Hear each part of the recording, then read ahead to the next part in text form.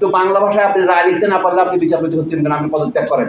কারণ যে বিচারপতি বলেন আমি বাংলায় লিখতে পারি না, তো আমাদের তিনি বলছেন আমি রাষ্ট্রভাষায় অভিজ্ঞ নই। এবং সবচেয়ে বড় হচ্ছে আমাদের উচ্চ আদালতে জ্যোতির্ময়ের সুযোগ নিয়ে আমি বলি, কেন এখনো বিচারপতিদেরকে আপনার মাই লর্ড বলেন? এবং তারা বললে কেন খুশি হয়? একটা প্রজাতন্ত্রে কেটে বলা যায়? এটা সম্পূর্ণ রাষ্ট্রদ্রোহিতা। বিচারপতিদের মাই লর্ড বলা সম্পূর্ণ প্রজাতন্ত্র দ্রোহিতা। এটা হতে পারে না।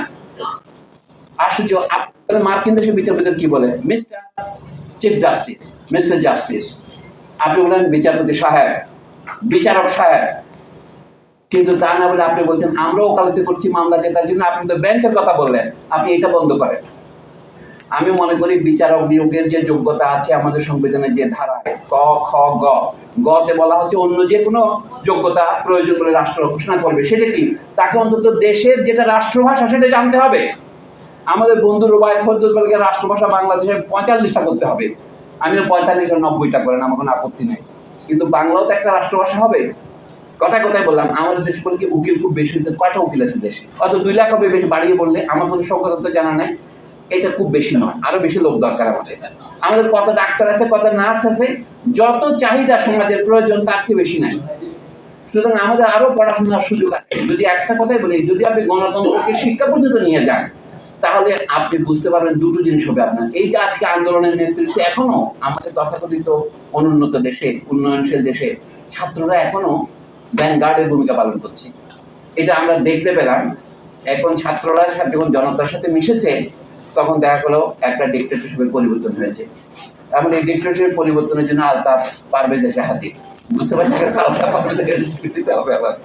তা আমার কথা পুরো মোটামুটি এই যে দেশে অনেকগুলো সংস্কারের এখন সূত্রপাত হয়েছে।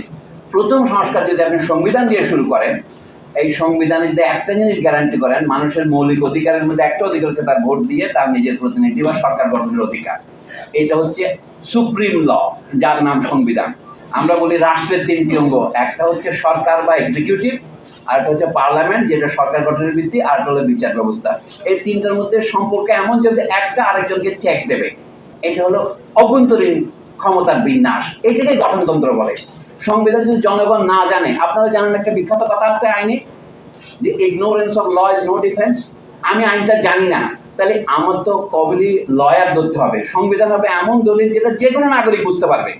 ইংলিশ মিডিয়াম আমাদের দেশে কোন যুক্তিতে থাকবে? একমাত্র এক্সেপশন ছাড়া, যারা প্রতিবন্ধী তারা ছাড়া।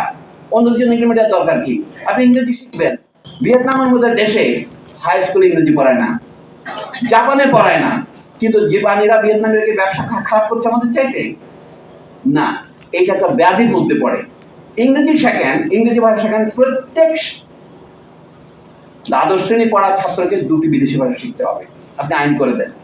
কিন্তু মিডিয়াম অফ ইনস্ট্রাকশন, বক্তৃতার ভাষা কেন বিদেশি ভাষা হবে? আমি তো ইউনিভার্সিটিতে পড়াচ্ছি আজকে প্রায় 40 বছর। এটা মহা একটা রণ সংগ্রাম। বোঝাতে গেলে আমার প্রাণ যায়, ছাত্ররা বুঝতে পারে না। 20 বছর ইংরেজি পড়ে আমরা কোনো প্রয়োজন ইংরেজি শিখিনি।